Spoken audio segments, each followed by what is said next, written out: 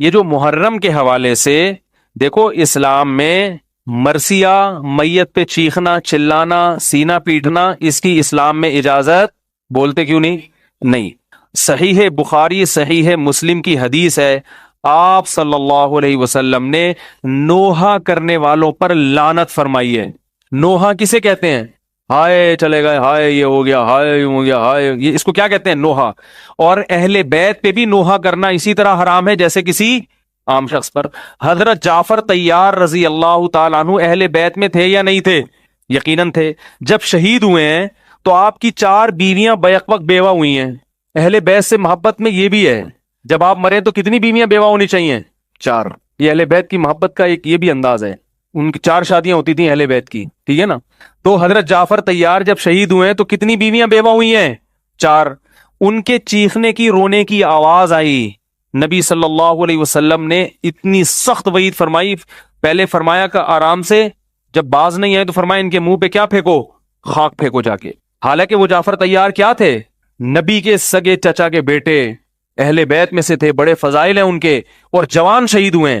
تو یاد رکھو، ہم حضرت حسین اور حضرت حسن سے محبت اپنے ایمان کا جز سمجھتے ہیں، مگر ان سے محبت کا اظہار اس طریقے سے کریں گے جس طرح سے محمد صلی اللہ علیہ وسلم نے بتایا اور جس طرح اہل بیت کی سیرت ہے۔ سمجھ رہے ہیں بات کو کہ نہیں سمجھ رہے؟ تو محرم میں مرثیے لگانا، ہائے ہوئے، چیخنا چلانا، یہ ہمارا مذہب نہیں ہے، اس سے ایوائڈ کریں۔ رکشے والوں نے بھی وہ مرثیے لگائے ہوئے ہوتے ہیں، بس والوں نے بھی لگائے ہوئے ہوتے ہیں، ہر جگہ لگے ہوئے ہیں۔ بہت افسوس کی بات ہے، مسلمان کو اس سے اجتناب کرنا چاہیے۔ رہا مسئلہ شیعہ حضرات کا، تو بھائی ان کا مسلک ہے، ان کو کرنے دیں، ان سے نہ الجھیں، بحث کسی سے کرنے کی ضرورت نہیں ہے۔ آپ نہ لگائیں رکشے میں، کوئی شیعہ ہے وہ لگا لے، بس ٹھیک ہے، وہ ان کا مذہب ہے۔ میں نے پچھلے سال بھی یہ بات کہی تھی کہ ان کو نہ چھیڑیں، تو کسی نے کہا مفتی صاحب اب تھوڑے سے ڈرپوک ہو گئے ہیں۔ مفتی صاحب کیا ہو گئے ہیں؟ یعنی ان کا مطلب تھا میں یہ کہوں کہ جو مرثیہ لگا رہا ہے جا کے اس کو گریبان سے پکڑو اور 2-3 مکے لگا کے بند کراؤ۔ تو یہ بہادری کی کیا ہے؟ وہ بہادری جو افورڈ کر سکو نا، وہ اچھی ہوتی ہے ٹھیک ہے نا؟ باتیں بہادری کی کرنا بہت آسان ہے، اور پریکٹیکلی جب کسی کام کو کیا جاتا ہے تو اس کو دیکھ کے فیصلہ کرنا بہت مشکل ہے۔ ملک ہمارا بدامنی کا متحمل بولو بھائی نہیں ہے۔ ماضی قریب میں دیکھو، شیعہ سنی لڑائیوں سے کسی کو فائدہ نہیں ہوا، دونوں طبقوں کو کیا ہوا ہے؟ نقصان ہوا ہے۔ کتنے علماء شہید ہو گئے، بڑے بڑے ہمارے بزرگان دین، حاصل کچھ بھی نہیں نکلا۔ ان کے لوگ بھی قتل، ہمارے بھی قتل، نتیجہ وہی کا وہی ہے۔ تو ڈنڈا چلانا یہ اتھارٹی کس کے پاس ہے؟ پولیس کے پاس ہے، فوج کے پاس ہے۔ پبلک کے پاس ڈنڈے کی اتھارٹی بولو نا بھائی نہیں ہے۔ ہم اپنا نظریہ اعتدال کے ساتھ بیان کر سکتے ہیں، کسی کو گن پوائنٹ پہ ہم چینج نہیں کر سکتے، لیکن میں یہ کہہ رہا ہوں کہ آپ اپنے بارے میں یہ فیصلہ کرو کہ ہم سنی ہیں یا شیعہ ہیں۔ شیعہ میں بھی جو سمجھدار قسم کے تھوڑے سے ہیں نا، وہ بھی اس چیز کو نہیں مانتے، یہ ماتم شاتم اور یہ وہ بھی نہیں مانتے۔ ایران میں نہیں ہوتا یہ، اس طرح کے روڈ پہ جلسے نہیں ہوتے ایران میں اس طرح کے ماتم کے۔ تو ہم اپنے مسلک کو تو ڈیفائن کریں گے نا بھائی، ہم اہل سنت۔ سوال پیدا ہوتا ہے اسلام میں تو فرقہ واریت نہیں ہے، تو یہ اہل سنت اور شیعہ کا کیا فرق آ گیا؟ بات یہ ہے کہ ہمارا یہ مسلک ہے، ہم قرآن و سنت کی وہ تشریح معتبر مانتے ہیں جس پہ صحابہ چلے، اور شیعہ حضرات صحابہ کو فالو نہیں کرتے۔ یہ بڑا اختلاف ہے ہمارا اور ان کا۔ اور صحابہ میں بھی ہم سب سے پہلے کس کو ترجیح دیتے ہیں؟ خلفائے راشدین کو۔ صحیح بخاری کی حدیث ہے، علیکم بسنتی و سنت الخلفاء الراشدین المہدیین، میری اور خلفائے راشدین کی سنت کو لازم پکڑو۔ ہم حضرت علی سے بھی محبت ایمان کا جز سمجھتے ہیں، ابو بکر، عمر، عثمان رضی اللہ عنہ سے بھی محبت کو ایمان کا حصہ سمجھتے ہیں، جبکہ شیعہ حضرات میں میجورٹی، سب کی بات نہیں کر رہا، میجورٹی صرف حضرت علی کو مانتی ہے، باقی صحابہ کو نہیں مانتی۔ حضرت ابو بکر، عمر، میجورٹی، سب کی بات نہیں کر رہا، بہت سے شیعہ مانتے بھی ہیں، یاد رکھو، سب کو ایک لاٹھی سے ہانکا مت کرو۔ تو باقی میں کبھی کبھار فیس بک پہ نا، میرے پیج پہ لوگ شیعہ کے جو ذاکرین ہیں ان کی اسپیچز شیئر کرتے ہیں، تو جب میں رات کو کبھی جیسے میرا دماغ چلنا شروع ہو گیا نا، تو پھر میں تھوڑی ادھر ادھر کی اسپیچز سنتا ہوں تاکہ میری سوچ دوسری طرف، تو وہ میں پھر جو بھی آ رہا ہے سن لیتا ہوں۔ کبھی کبھار جناب مولانا الیاس قادری صاحب کے بھی میں پروگرام دیکھتا ہوں کہ آج ان کا نیا کیا آیا ہے، یعنی سمجھ رہے ہیں نا، تو مختلف قسم کی چیزیں آئی ہوئی ہوتی ہیں، تو ایک اچھا سا محسوس سا ہوتا ہے، بس یار مزہ آیا، بس ٹھیک ہے نا۔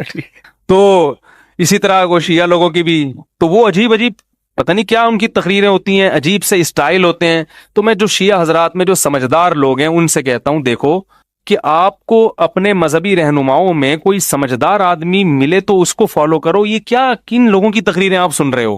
فیس بک پہ جو شیئرنگ ہو رہی ہے جذبات سے ہٹ کے کبھی ان کی اسپیچز میں غور کیا کرو. یہ کیا باتیں کر رہے ہیں؟ یہ تو فضول، نہ روایتوں کا کوئی سر نہ کوئی پیر، ایسے من گھڑت قصے. یہ تو بیٹھ کے بناتے چلے جاؤ، پھینکتے چلے جاؤ. وہ ہمارے استاذ تھے نا ایک، وہ جو جن نے مجھے کہا نا یہ ہائیڈروجن ڈائی آکسائڈ لکھ کے لاؤ، یہ لکھ کے لاؤ، وہ لکھ کے لاؤ، انہی استاذ کی بات کر رہا ہوں. اللہ تعالیٰ اگر وہ زندہ ہیں تو ان کو عمر میں برکت دے، اگر دنیا سے جا چکے ہیں اللہ ان کی مغفرت سے، پتہ نہیں کہاں چلے گئے وہ. تو ان میں ایک خوبی یہ تھی کہ وہ تعریفیں اپنی بہت کرتے تھے. اچھے استاد سے، ٹیچر بھی اچھے تھے، لیکن ان میں ایک بات تھی کہ تعریفیں بہت کرتے تھے. تو جب پہلے دن انہوں نے اپنی تعریف کی، ہم نے سنی کہ بھائی ماشاءاللہ بہت اچھے استاذ ہیں. اگلے دن آئے، بہت تعریفیں کی. جب ایک ہفتہ ہو گیا، ہم نے کہا یہ تو کچھ زیادہ ہی ہو گیا، یہ تو ڈاکٹر عبد القدیر خان کو بھی انہوں نے پیچھے چھوڑ دیا ہے. تو پھر طلبہ تو کسی کو نہیں چھوڑتے، اسکولوں کے جو اسٹوڈنٹ ہیں نا بڑے ہوشیار ہوتے ہیں. پھر ہم نے دیکھا کہ ایک دن استاذ آئے ہیں اور اپنی تقریر کر رہے ہیں، تو ایک طالب علم کو ہم نے دیکھا ڈیسک کے نیچے یوں یوں کر رہا ہے. اس کو دیکھا دیکھی دوسروں نے بھی ایسا شروع کر دیا. میں نے کہا یہ کیا ہو رہا ہے؟ انہوں نے کہا یہ چھوڑ رہے ہیں، ہم لپیٹ رہے ہیں. جیسے وہ پتنگ کا مانجا لپیٹا جاتا ہے نا، بھائی پتنگ کا مانجا ایسے لپیٹتے ہیں نا. کہا یہ لمبی لمبی کیا کر رہے ہیں استاذ محترم، چھوڑ رہے ہیں. اور ہم کیا کر رہے ہیں؟ کہہ رہے ہیں ہم ایک ہفتہ ان کی تعریفیں سن سن کے تھک گئے ہیں، اب ہم نے لپیٹنے کا کام کہ یار یہ سنبھل نہیں رہی. تو وہ جو ذاکرین کی اسپیچز جو فیس بک پہ شیئر ہو رہی ہیں، ہو سکتا ہے ان میں کوئی سمجھدار بھی ہوتے ہوں جو ہم تک نہیں پہنچتے، لیکن جو آج کل جو اسپیچز ذاکرین کی آ رہی ہیں ان کو دیکھ کے مجھے یہی خیال آتا ہے کہ یار یہ چھوڑ رہا ہے اور آپ نے کیا کرنا ہے؟ لپیٹنا ہے. تو وہ جو سامنے بیٹھے ہوئے ہیں پتہ نہیں کیا کر رہے ہیں بیٹھ کے یار، وہ ایک نعرے اور نہ سر نہ پیر. تو مجھے حیرانگی ہوتی ہے یار، ان میں بھی کچھ پڑھے لکھے لوگ ہوتے ہوں گے، ان کو اشکال نہیں ہوتا کہ یہ کیا کر رہے ہو. ہم ممبر پہ کوئی تھوڑی سی ٹیڑھی میڑھی بات کر دینا، فوراً فیس بک یوٹیوب پہ عجیب عجیب کمنٹس آتے ہیں. اور اچھی بات ہے اگر ہم غلط بات کریں تو کمنٹس آنے چاہیے تاکہ ہمیں بھی تو کوئی سیدھا کرنے والا ہو. لیکن یہ پوری تقریر غلط ہو رہی ہے مگر اس کو پہ کوئی ان کو تنبیہ کرنے والا نہیں ہوتا. تو اس لیے ہمارا جو دین ہے، یاد رکھو اسلام میں اتنی اٹریکشن ہے کہ اسلام کو دنیا میں پھیلانے کے لیے تبلیغ کی بھی ضرورت نہیں ہے. موسٹلی جو غیر مسلم مسلمان ہوتے ہیں بغیر تبلیغ کے ہوتے ہیں. اللہ نے خود اسلام کو اتنا اٹریکٹیو بنایا ہے. لیکن مجھے ایک بات بتاؤ، اگر کوئی غیر مسلم ہمارا یہ ماتم دیکھے اور ہمارے یہ مرثیے دیکھے تو کیا وہ اسلام کی طرف مائل ہوگا؟ مائل ہوگا؟ وہ بولیں گے ان کو کیا ہو گیا، یہ کیسا مذہب ہے؟ کیا حضرت حسین کی یہ تعلیمات تھیں؟ کتنے بزرگان دین ایسے ہیں ان کی زندگیاں دیکھ کے لوگ اسلام قبول کیا انہوں نے، نمازیں دیکھ کے، ان کے لائف سٹائل دیکھ کے، مسلمانوں کا کلچر دیکھ کے.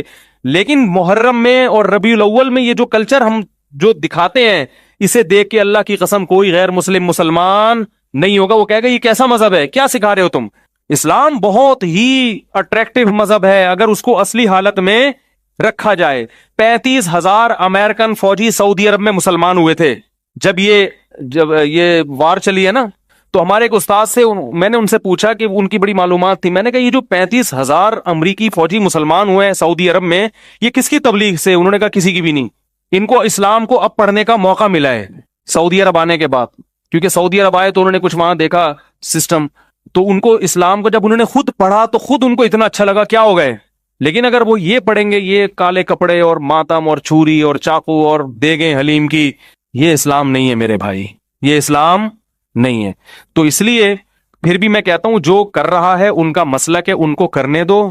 محبت سے اگر کسی کو سمجھا سکتے ہو تو سمجھا دو. خود اللہ کا واسطہ ان چیزوں میں نہ پڑھو. ہمارے مذہب میں کوئی مہینہ منحوس نہیں ہے. اگر ہم کہتے ہیں اہل بیت پر ظلم ہوا اس مہینے میں، تو اہل بیت کی تاریخ اٹھا کے دیکھو گے تو کسی اہل بیت پر سفر میں ظلم ہوا، کسی پر ربیع الاول میں ظلم ہوا، کسی پر ربیع الثانی میں ہوا. پورے سال کسی نہ کسی پہ ظلم اور کسی عدل ہوتا رہے.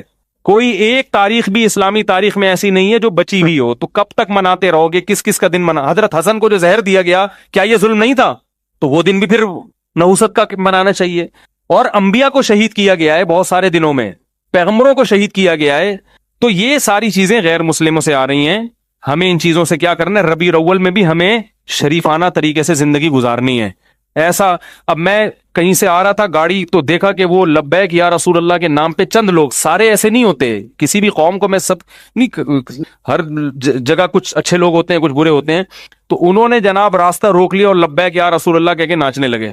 وہ جو گاڑیوں میں پھنسی ہیں برے طریقے سے، اس قدر کوفت ہوئی ہے ٹریفک بغیر اطلاع کے. جب ایسا کوئی ہوتا ہے تو ٹریفک کیا ہو گیا؟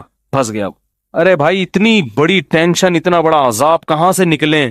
میں اس وقت سوچ رہا تھا, اس وقت کوئی بیمار ہوا, کوئی عورت پریگنینسی میں ہے, اس کو ہاسپٹل لے کے جا رہے ہیں, کسی کو ہارٹ کا اٹیک ہوا, اس کو وہ تو لبیک یا رسول اللہ کے نعروں میں, اور کوئی گورا آ کے دیکھ لے, وہ بولے ہمارے ہاں تو ٹریفک جام بھی ہوتا ہے تو ہم لائن سے نہیں ہٹتے, اور تمہارے ہاں نبی کے نام پہ جب چاہو روڈ بلاک کر کے کھڑے ہو جاؤ. تو اسلام تو میرے بھائی مینجمنٹ سکھاتا ہے. اسلام آپ کو برباد ہونا یا مینجمنٹ کی جو یعنی نظام کو خراب کرنا, انتظام کو خراب کرنا, یہ اسلام کی تعلیمات تھوڑی ہیں. ایک طرف محمد صلی اللہ علیہ وسلم کی تعلیم ہے کہ تہجد کے لیے اٹھو تو اتنا آرام سے کہ بیوی کی آنکھ نہ کھلے, اتنا اہتمام کہ کسی کی نیند خراب نہ ہو, اور دوسری طرف آپ بھونپو لے کے پورے گھروں میں چڑھے ہوئے ہیں اور روڈ بلاک کیے ہوئے ہیں آپ نے. احتجاج اگر روڈ بلاک کر کے کرنا ہے تو اس کے پہلے ہی انتظام ہونا چاہیے. بھائی یہ آلٹرنیٹ راستہ ہے گاڑیوں کے نکلنے کا, یہاں سے یہاں تک فلاں دن کنٹینر لا کے رکھا جائے گا, ٹھیک ہے نا, اس کنٹینر میں اتنے لوگ ہوں گے اور وہ اس طرح سے اتنا بڑا جلسہ ہوگا, اور پھر اس کا متبادل ایک دم لا کے لبیک یا رسول اللہ کے نام پہ سب کھڑے ہو گئے اور ایک دم ایسی کی تیسی ہو. لوگ عشق رسول میں کر رہے ہیں لیکن لوگوں کے پاس علم, میں ان کی نیتوں پہ شبہ نہیں کرتا, نیتیں سب کی عشق رسول ہی ہوتی ہیں, مگر عشق رسول کا اظہار نہیں آتا, کیسے کیا جاتا ہے, نبی نے کیا آداب سکھائے ہیں, یہ پبلک کو نہیں پتا, اور گائیڈ کرنے والے بھی نہیں گائیڈ کرتے, وہ بھی اپنی دکانیں چمکا کے بیٹھے ہوئے ہیں, ان کو اس سے ہوش نہیں ہے کہ کس سے کس عمل سے کس کو کیا تکلیف ہو رہی ہے. آپ صلی اللہ علیہ وسلم نے ایذائے مسلم کے مسلمان کو آپ کے کسی عمل سے تکلیف نہ ہو اس کا بے انتہا خیال. کے بھی تھائی لینڈ میں ایک جگہ مسجد ہے, وہ اذان دے رہے ہیں تو اتنی دور دور تک اذان کی آواز جا رہی ہے. میں نے ان لوگوں سے کہا, میں نے کہا بھائی اتنی زور سے اذان دینے کی ضرورت, بولو بھائی, نہیں ہے. تمہیں اگر مذہبی آزادی دے دی اس حکومت نے تو اتنا نہیں کہ آدھے ملک کو اپنی اذانیں سنانا شروع کر دو, اپنے محلے تک اذان کی آواز کو کیا رکھو. آزادی کا ناجائز فائدہ اٹھاتا ہے مسلمان. آپ کو ایک کافر ملک نے آزادی دے دی اذان دینے کی, تو اب تمیز سے اذان دے تو جتنا نارمل ہوتی ہے. جگہ جگہ جا کے نا مائک لگائے ہوئے ہیں روڈوں پہ بھی, ارے ان غیر مسلموں کو کیوں سنا رہے ہو اپنی اذان بھائی. پھر یقین کیا نکلے گا, وہ کمپلین کریں گے یار ہمارے آرام میں خلل ہو رہا ہے, اور مذہبی منافرت پھیلے گی. تو مسلمان تمیز سے چلتا, بولو نا, نہیں ہے. بس وہ سمجھتا ہے میں چونکہ اللہ کی کبریائی پورے ملک میں بیان کر رہا ہوں, اللہ کی توحید میں نے پورے بینکاک میں بیان کر دی, تو اللہ نے کب کہا ہے کہ میری کبریائی اس طریقے سے بیان کرو کہ پھر کل تم پر پابندیاں لگیں. اور چائنا میں مذہبی آزادی بہت تھی, وہاں جلسے شروع کر دیے لوگوں نے, ان جلسوں سے روڈ بلاک ہونا شروع ہوئے. چائنیز گورنمنٹ نے کیا کر لگا دی, پابندی لگا دی. تمیز سے کوئی کام ہی نہیں ہوتا ہم لوگوں سے. اللہ تعالیٰ حفاظت فرمائے. وَتَعَاوَنُوا عَلَى الْبِرِّ وَالتَّقْوَىٰ, اللہ کہتے ہیں نیکی کے کاموں میں ایک دوسرے کا تعاون کرو. یہ نہیں کہا کہ نیک لوگوں کا تعاون کرو, نا نا نا نا نا, عَلَى الْبِرِّ. وَتَعَاوَنُوا الْبَارِّينَ وَالْمُتَّقِينَ نہیں کہا متقی لوگوں کے ساتھ تعاون کرو, نیک لوگوں کے ساتھ تعاون کرو, یہ نہیں کہا. تعاونوا علی البر, نیکی میں لوگوں کے ساتھ تعاون کرو. برا آدمی کام اچھا کر رہا ہے تعاون کرو, اچھا آدمی کام برا کر رہا ہے تعاون مت کرو. تو عمل کو ہم نے دیکھنا ہے. میں سمجھا پا رہا ہوں اپنی بات, عمل کو دیکھنا ہے. جیسا بھی یہ کام اچھا کر رہا ہے بہت اچھا بھائی, بہت خاندانی, ویری گڈ. چائے کے خلاف تقریر کر رہا ہے, کام بات اچھی کر رہا ہے. چائے پی رہا ہے, کام اچھا نہیں کر رہا. تو اب یہ نہیں کہ دیکھو چائے کے خلاف تقریر کر میں خود چائے پی رہا ہے, آئندہ میں اس کی تقریر پہ پابندی لگاؤں گا. آپ بولو چائے پی رہا ہے لیکن کم از کم ہمیں پلا تو نہیں رہا نا. ایک آدمی سٹا لگا رہا ہے, چرس پی رہا ہے, بیٹے کو منع کر رہا ہے بیٹا یہ اچھی چیز نہیں ہے, لوگوں کو منع کر رہا ہے میں بھگتا ہوا ہوں اچھی چیز نہیں ہے, تو آپ اپریشیٹ کرو گے نا. بولو گے بندہ خاندانی ہے, خود برائی کر رہا ہے لیکن وہ ہی نہیں چاہتا کہ, وہ چاہتا ہے خیر پھیلے. ایک لومڑی کی دم کٹ گئی جنگل میں, اس نے تقریر کی, لوگوں کو آ کے سمجھایا, جانوروں کو نا, اب لوگ جانور اس کا مذاق اڑاتے تھے, دم کٹی دم کٹی دم کٹی, بڑی پریشان ہوئی. اس نے لوگوں کو جمع کیا, وہاں جانوروں کو, لوگوں کو نہیں جانوروں کو جمع کیا. تو جانوروں کو جمع کر کے اس نے تقریر کی, اپنی لومڑیوں سے بھی خطاب کیا اور شیر گیدڑ سے بھی, بولو میری بہن بھائیوں خدا کی قسم دم کٹنے کے جو مزہ ہے تمہیں پتہ چل جائے, پیسے دے کے دم کٹواؤ تم. جب میری دم تھی اتنی ٹینشن ہوتی تھی, جہاں جاؤ کبھی کسی کے نیچے دم آ رہی ہے, کبھی اپنے پاؤں کے نیچے دم آ رہی ہے, کبھی میں بھاگ رہی ہوں تو کانٹوں میں دم پھنس گئی, ٹینشن لیس زندگی گزار رہی ہوں میں. تو یہ لومڑی جو ہے یہ زیادہ خیر خواہ ہے یا وہ لومڑی جس کی دم کٹ گئی اور وہ لوگوں کو خطاب کر کے, وہاں جانوروں کو خطاب کر کے کہہ رہی ہے دیکھو دم نہ کٹوانا, میں ایک روڈ کے پاس بیٹھی ہوئی تھی, لیٹی ہوئی تھی, ایک گاڑی آئی میری دم کے اوپر سے گزر گئی, تم لوگ یہ حرکت نہ کرنا, میری تو کٹ گئی ہے تم لوگ نہ کٹوانا کیونکہ دم کے بڑے فائدے ہیں. مکھیاں دم ہی سے ہٹائی جاتی ہیں, کیا خیال ہے؟ اور جانوروں کی زینت تو دم سے ہے نا, دم کٹے جانور کا تو قربانی بھی نہیں ہوتی. تو یہ والی لومڑی اچھی ہے نا, جو کہہ رہی ہے چلو میرے ساتھ جو ہو گیا ہو گیا, میں اپنی قوم کو اس برائی میں نہیں دیکھنا چاہتی. تو اگر ایک آدمی میں برائی ہے لیکن وہ اپنی قوم کو اس برائی سے بچا, وہ کہہ رہے چلو مجھے لت پڑ گئی اس غلط سٹے کی لت پڑ گئی, چرس کی لت پڑ گئی, ہیروئن کی مجھے تو پڑ گئی, لیکن میری قوم کے لوگوں تم یہ لت نہ پڑنے دو. تو یہ چرسی خدا کی قسم بہت اچھا چرسی ہے, اس چرسی کو ایوارڈ ملنا چاہیے. کیا خیال ہے؟ لیکن لوگ کیا کہتے ہیں, نہ یہ کیوں خود کیوں پی رہا ہے, جب دوسروں کو منع کر رہے ہیں خود کیوں پی رہا ہے. تو وہ ہاں جو خود بھی نہ پیے وہ اور اچھا ہے. علماء کہتے ہیں اگر آپ کسی برائی سے نہیں بچتے تو بھی لوگوں کو روک سکتے ہیں اس سے. یہ جو قرآن میں آتا ہے نا کہ لما تقولون ما لا تفعلون, ایسی بات کیوں کہتے ہو جس پر خود عمل نہیں کرتے, اس آیت کا مطلب یہ ہے کہ ایسی بات کا دعویٰ کیوں کرتے ہو جس پر عمل نہیں کرتے. یعنی آپ میں ایک نیکی ہے نہیں اور آپ دعوے کر رہے ہو, سمجھ رہے ہیں, شو یہ کر رہے ہو کہ میں بہت اچھا ہوں, حالانکہ وہ آپ میں نیکی ہے نہیں. ایسے لوگ ملیں گے آپ کو مارکیٹ میں, وہ ایسی چیزوں کے دعوے کریں گے. اس آیت کا شان نزول بھی ہے, صحابہ نے کہا جہاد فرض کیوں نہیں ہوتا, ہم جب جہاد فرض ہوا تو پریشان ہوئے بعض صحابہ, تو اللہ نے کہا ایسی چیز کا دعویٰ کیوں کرتے ہو جس پر عمل نہیں ہو سکتا.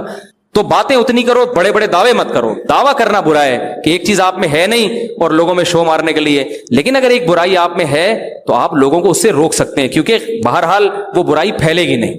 آپ اگر خدا نخواستہ ایڈز کے مریض ہیں تو آپ یہ نہ چاہیں کہ دوسروں کو بھی ایڈز لگے, اس سے روکیں گے, بھائی میرا جھوٹا نہ پیو, میرے ساتھ زیادہ عید ملنے کی کوشش مت کرو, میرے سانس سے بھی دور رہو. تو یہ اچھی بات ہے, چلو آپ برائی میں ہو, دوسرے کو تو بچا رہے ہو نا برائی سے. ڈاکٹر کتنے سگریٹ پی رہے ہوتے ہیں, لوگوں کو منع کرو بھائی سگریٹ نہ پیو. اب آپ نے ڈاکٹر ایک رکھ کے چماٹ لگایا, خود کیوں پی رہا ہے, مجھے منع کر رہا ہے. کہ ٹھیک ہے بھائی پی لے, تو بھی پی لے, جو کھانسی مجھے ہے, جو ٹینشن مجھے, تجھے بھی ہو جائے گی وہ. تو جو اچھا کام کر رہا ہے اس کو پروموٹ کریں, اپریشیٹ کریں, ویل ڈن, بہت اچھا بھائی, اڑو بچوں زبردست. آخر میں کان میں جا کے پوچھ لیں خود بھی پیتے ہو گیا؟ ہاں پیتا ہوں. چلو یار ویسے نہ پیو, دیکھو جب دوسروں کو روک رہے ہو تو خود تو بچو نا, لیکن میں دعا کرتا ہوں اللہ چھڑوا دے. لوگوں کے سامنے ذلیل نہ کرو اس کو, یار چلو خود بھی بچا کرو. دیکھو مولوی صاحب آپ نے اس دن چائے کے خلاف تقریر کی تھی, خود چائے پیتے ہوئے اچھے نہیں لگ رہے آپ. ایسا کرو گے کیونکہ میں نے چائے چھوڑ دی تھی, پھر کم وقت شروع ہو گئی ہے. یہ لوگوں نے شروع کروائی ہے, 1 سال میں نے چائے چھوڑی ہے کیونکہ چائے اچھی چیز نہیں ہے. پھر لوگوں نے جہاں جا رہے ہو چائے, جہاں KPK میں جاؤ تو وہ تو دنیا چھوڑ دیں گے, وہ چائے نہیں چھوڑتے اور پلانا نہیں چھوڑتے. پھر وہ ان کو منع کرو تو پھر وہ نسوار, پھر وہ ان کو منع کرو تو پھر لسی, وہ پھر اور بھاری ہو جاتی ہے, تو مجبوراً پھر سٹے لگا پھر عادی بن گئے. اب دوبارہ کوشش میں لگے میں چھوڑنے کی. تو آپ اپریشیٹ کرو, صحیح ہے نا. تو جو سگریٹ پی رہا ہے لوگوں کو منع کر رہا ہے, بولو نہ پیو یار, تم بھی پی رہے ہو, دوسروں کو منع کر رہے ہو, لوگ بچیں گے نہیں اس سے. تو لیکن ذلیل نہ کرو اس کو, اچھا کام جو کر رہا ہے کرنے دو اس کو. کشمیر تو حکومت کا بھی یہی جو اصل بیان لے کے چلا تھا, حکومت بھی جو اچھے کام کر رہی ہے اس کو تمیز سے کرنے دو, ٹھیک ہے نا, کیڑے نہ نکالو اس میں. کشمیر میں مسلمانوں کے ساتھ زیادتی پر ہم نماز میں قنوت نازلہ پڑھ سکتے ہیں, بالکل پڑھنی چاہیے. مودی کا نام لے کے اس کمبخت کے لیے بد دعا کریں نمازوں میں. نئے سال 1441 کو سیلیبریٹ کر سکتے ہیں, کیونکہ سیلیبریٹ نہیں کریں بھائی, کشمیر بھائیوں کے لیے دعا کرنی چاہیے. کیوں نہیں کرنی چاہیے بھائی؟ کچھ لوگوں کا کہنا ہے کہ امام کو معاوضہ لینا جائز نہیں ہے, کیونکہ حضور صلی اللہ علیہ وسلم نماز پڑھانے کا معاوضہ نہیں لیتے تھے. امام کو چاہیے کہ وہ نماز کے علاوہ کام کرے. یہ بڑی ڈیٹیل میں ایک بیان ریکارڈ کروا چکا ہوں, دوبارہ ریکارڈ کرواؤں گا. اس پر پوری امت کا اجماع ہے کہ امام کے لیے تنخواہ لینا جائز ہے. نبی صلی اللہ علیہ وسلم کے دور میں لوگوں میں دین کا اتنا غلبہ تھا, ایک تو سارے نیک, اب تو آپ کو نماز پڑھانے کی صلاحیت والے کم لوگ ملیں گے. پہلے تو جو بھی آگے ہو جاتا تھا, اب تھوڑی ایسا ہو سکتا ہے کسی کو بھی آگے کر دو.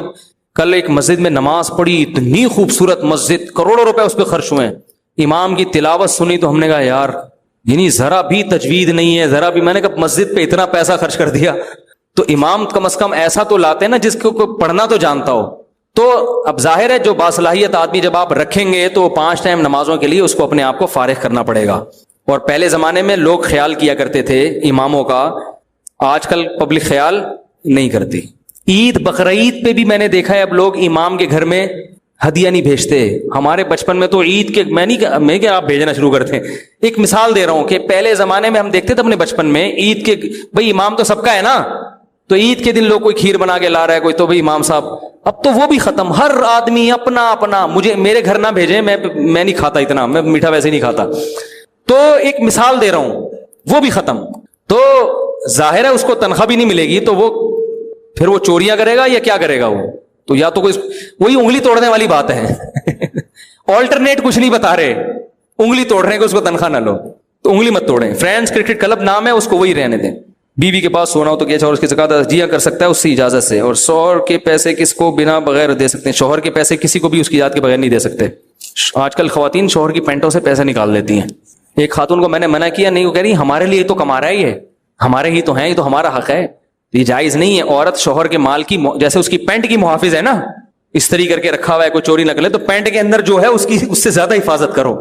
یہ چوری ہے, یہ غلط ہے, ناجائز ہے. ہاں وہ ایسا کنجوس شوہر ہے کہ آپ کا ضروری نان نفقہ بھی نہیں دیتا, کھانے کو ہی نہیں دے رہا, پھر چوری کر سکتی ہیں. کم وقت دے ہی نہیں رہا, بیٹھے ہوئے صبح ناشتے میں بھوکے.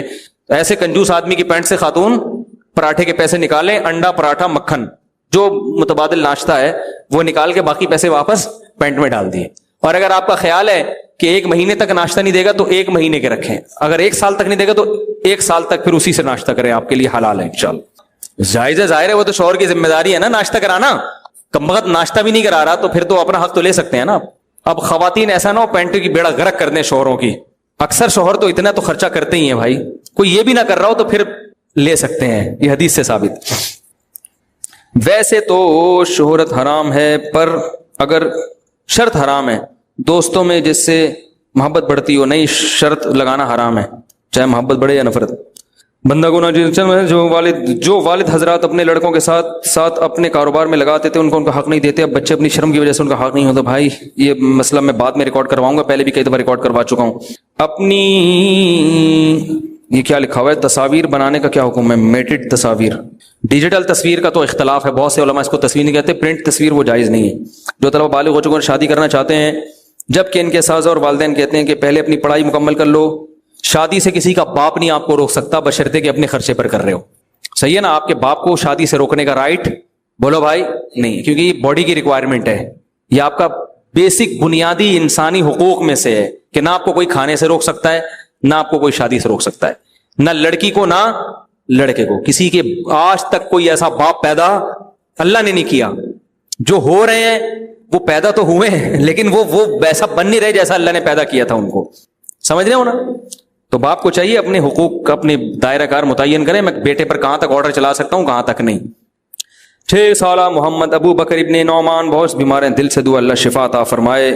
سیوریج کے حوالے سے اہلیان علاقہ نمازی حضرات سب نماز کے بعد باہر جمع ہو جائیں. آئیں, یہ تو پہلے اعلان کرتے بھائی. یہ جو ہمارا نارتھ کراچی ہے, بلکہ پورا کراچی یہ بھنگی خانہ بنا ہوا ہے, پتہ نہیں چل رہا اس کا ذمہ دار ہے کون, کس کے گھر کے باہر جا کے بیٹھیں, کہاں دھرنا دیں, ہے کون, وہ نکالو باہر.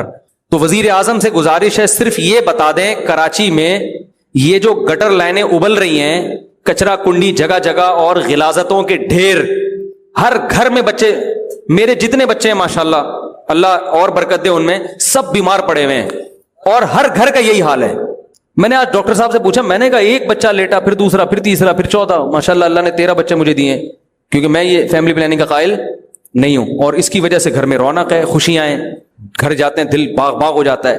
ہاں 13 بچے ایک ہی عورت کے کھاتے میں ڈالو گے پھر وہ ٹینشن ہے بھائی.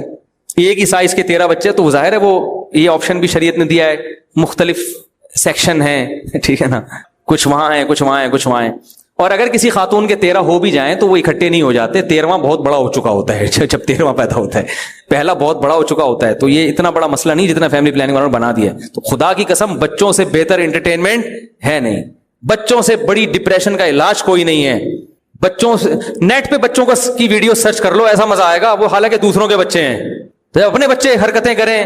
ہر بچہ ایک نیا سائنسدان بن کے پیدا ہوتا ہے, نئی حرکتیں کر رہا ہوتا ہے, تو عجیب عجیب باتیں کر رہا ہوتا ہے. انٹرٹینمنٹ ہے, فل تفریح. بچے ہوتے ہیں تو گاڑی رکھنے کا بھی مزہ ہے, نہیں گاڑی میں بچوں کو ڈال کے گھمانے پھرانے لے کے جاؤ, تفریح کا مزہ, پکنک کا مزہ, عید الفطر کا مزہ, بقرعید کا مزہ, رمضان کا مزہ تو ہٹو بچوں, رمضان میں مزہ ہی اس گھر میں آتا ہے جس میں فیملی ہو, بچے ہوں.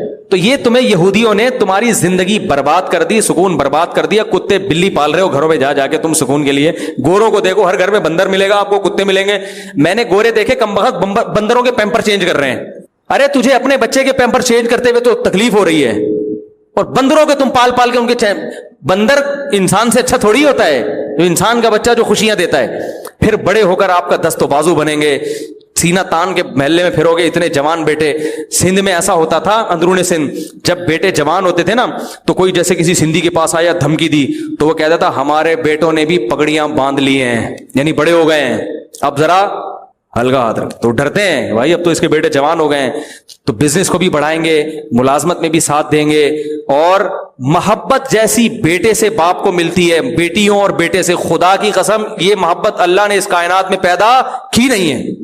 ایسی محبت, جنازے پہ سب سے زیادہ اولاد روتی ہے. दोस्त अहबाब तो ऊपर ऊपर से रो रहे होते हैं, और एक आध दिन औलाद सारी जिंदगी रोती है, सारी जिंदगी दुआएं मांगती है। जितने रोने वाले बढ़ाना चाहते हो ना उतने पैदा कर लो, ठीक है ना। जितने चाहते हो कि मुझे मोहब्बतें मिले उतने पैदा कर लो घर में, और बीवी को बताओ कि तुम्हारा भी फायदा है, औरत की सेहत भी अच्छी रहेगी, डिप्रेशन में भी नहीं जाएगी, मियां बीवी का रिश्ता मजबूत होगा। कितने केसेस हैं कि मियां बीवी में बीवी अलहदगी मांग रही है, क्यों? 2 बच्चे थे बड़े हो गए, 3 बच्चे थे बड़े हो गए, उनकी शादियां हो गई।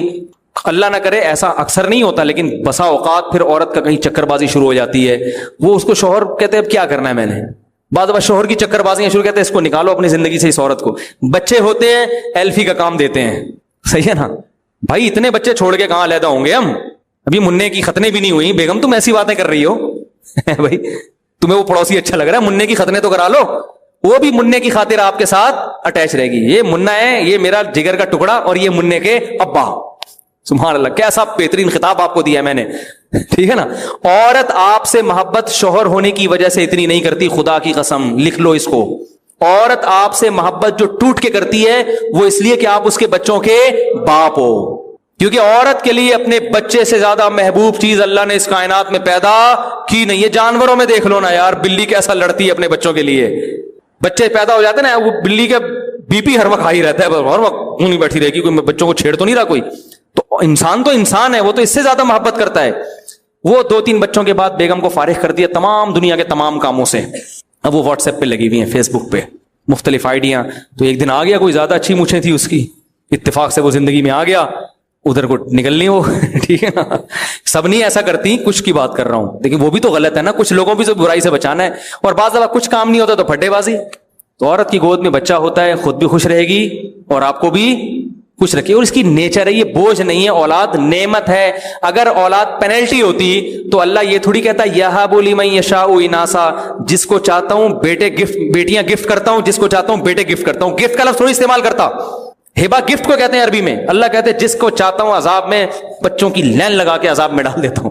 अल्लाह कहते हैं गिफ्ट देता हूं, गिफ्ट, तोहफा। बेटे से बेटी से बड़ा तोहफा अल्लाह ने इस कायनात में पैदा नहीं किया, औलाद से बड़ा तोहफा। ये जो आप लोग मेरी मुझसे अकीदत कर रहे हो, इतनी मोहब्बत कर रहे हो, मुफ्ती साहब बहुत अच्छे, वहां बड़ा जबरदस्त बयान किया, मैं चाहता हूं आपके हाथ चूमूं, आपके गले मिलूं। मुफ्ती साहब जब बीमार होते हैं तो कौन आएगा? औलाद रोती है पीछे। बुढ़ापे में आप लोग काम नहीं आओगे। मेरे औलाद है जिनसे हम उम्मीदें, जो नेक निकला, अगर अल्लाह न करे खराब निकल आए तो इतने पैदा करो, इस पेड़ में बिगड़ने के लिए भी कुछ रखो, ठीक है ना। एक आध तो निकलेगा ना, 2-3 होते हैं तो फिर मसला होता है, पता नहीं क्या निकल आएगा। इतने इंशाल्लाह अल्लाह की रहमत से उम्मीद है एक आध तो मोहब्बत करेगा, और अल्लाह ने चाहा तो सभी कर लेंगे। तो बेटियां, अभी मेरा घरेलू बातें करनी नहीं चाहिए, लेकिन क्या करूं, सबक के लिए इससे बेहतरीन मिसाल नहीं मिलती। मेरा एक बच्चा अभी बीमार हुआ, छोटा 3.5-4 साल का है। उसको बुखार हुआ, बेहोश हो गया बुखार में, दांत बंद हो गए, बहुत ही अटैक पड़े पहले उसको, बहुत डेंजरस कैफी। सारे बहन भाई रो रहे थे, सोतेले भी सगे भी सब रो रहे हैं, सब मुसल्ले पे। इतने मेरा 8 साल का बच्चा मुसल्ले पे खड़ा होकर दुआ मांग रहा है। मुझे उनकी हरकतें देख के रोना आ रहा था कि अल्लाह, ये मोहब्बतें इंसान को भाई बहनों के अलावा किसी से नहीं मिलती। मैंने दोस्तों को बताया मेरा बेटा बीमार है, मैं हॉस्पिटल जा रहा हूं, उन्होंने परेशान हुए। ये कैफियत थोड़ी बनती है, ये कैफियत उन्हीं की बनती है जो बिस्तर में आपके साथ सोते हैं, खाने में आपके साथ शरीक हैं, जिनकी माँ और बाप एक हैं, या कम से कम बाप एक है, कि रिश्ता तो है ना, या माँ एक है। तो मुझे वो मंजर, मुझे बड़ा सबक मिला। मैंने कहा ये फैमिली प्लानिंग वालों ने कैसा उल्लू बना के तुम्हारा बेड़ा गर्क किया है, खुदा की कसम। सब रो रहे हैं, भाई भाई को क्या हो गया, भाई को क्या हो गया, भाई को क्या हो गया। तो ये मोहब्बतें खूनी रिश्तों से मिलेंगी, और खूनी रिश्ते औलाद और बहन भाई ही होते हैं। तो ये जितने ज्यादा होंगे इतना तुम्हारा फायदा है, और अल्लाह रिस्क में बरकत देता है, रिस्क से मत डरो। एक साहब ने मेरे ऐसे बयान पे नीचे कमेंट्स किया, हाँ इन्हीं मौलवियों की वजह से वो गरीब लोग 12-12 बच्चे जो है ना टेंशनों में पाल रहे हैं, अजाब में आए हुए हैं, खाने को रोटी नहीं, इलाज के पैसे नहीं है। जिसने भी ये कमेंट्स किए हैं उसकी इत्तला के लिए अर्ज है कि अमीरों के यहां बच्चों की पैदाइश कम होती है। अगर इसका वजह गुर्बत होती ना तो अमीरों के बच्चे ज्यादा होते, जिनके पास खिलाने के बहुत पैसे हैं। इसकी वजह गुर्बत नहीं, इसकी वजह दिल का तंग होना है, ठीक है ना। दिल का क्या है? तंग। तुम्हारे पास करोड़ों रुपए हैं, तुम कुत्ते खरीदने के लिए तैयार हो, अपनी औलाद पैदा करने के लिए तैयार नहीं हो कि इसको स्कूल की फीसें भरनी पड़ेंगी, इलाज का खर्चा हो जाएगा। इसका मतलब तुम्हारा दिल इतना सा है, दिल जो कमबख्त अपनी औलाद रोक रहा हो कि मैं मेरी खा ना जाए। तो सबसे इंसान के जिगर का टुकड़ा तो उसकी औलाद है, इन्वेस्टमेंट का सबसे बेहतरीन जरिया उसकी औलाद है। जितना मालदार होगा ना, 2 बच्चों के दरमियान वक्फा उतना ज्यादा। अगर आपकी तनख्वाह 1 लाख रुपए है तो 2 बच्चों के दरमियान वक्फा 3 साल, 2 लाख है तो वक्फा 6 साल का होगा। आप देख लो, ये रिसर्च है। जितनी तनख्वाह बढ़ेगी वक्फा, तो इसका मतलब पैसे का मसला नहीं है, दिल है। दिल छोटे हो गए हैं, और ये दिल जिसका छोटा हो जाए, खुदा की कसम वो करोड़ों रुपए में भी खुश नहीं होता, उसका दिल अल्लाह ऐसा तंग कर देते। तो ये जो गरीबों के यहां खुदकुशी के वाकयात हो रहे हैं ना, बच्चे को मार दिया, ये गुर्बत नहीं है, या तो इसकी कमबख्त की तरबियत ठीक नहीं होती, डिप्रेशन के मरीज है। क्योंकि ये वाकयात अमीरों के यहां भी हैं, अमीर घरों में भी ऐसा होता है कि डिप्रेशन में बच्चे को गोली मार दी, खुदकुशी कर ली, ये कर लिया। इसकी वजह गुर्बत तो पहले ज्यादा थी, हालांकि खुदकुशी के रेशो कम थे। अब गुर्बत दुनिया में कम हुई है, खुदकुशी के रेशो बढ़ गए। तो डिप्रेशन, स्ट्रेस और बर्दाश्त ना होना, ये चीजें लोगों में खत्म हो गई हैं। तो इसलिए उठाकर फेंक दो बाहर गली में, नई तहजीब के अंडे हैं गंदे। मैंने तो मंजर देखा ना उस बच्चे के साथ कैसे, और बाप का गम भी हल्का होता है, उसको पता है मेरे साथ इस गम में शरीक होने वाले बहुत हैं, और तसल्ली हो जाती है ना।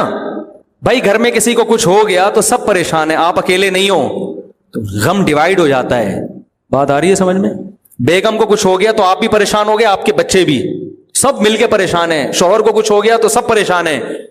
तो ये गम क्या हो जाता है? डिवाइड हो जाता है कि आपको पता है ये भी गमज़दा है, मैं भी गमज़दा हूं।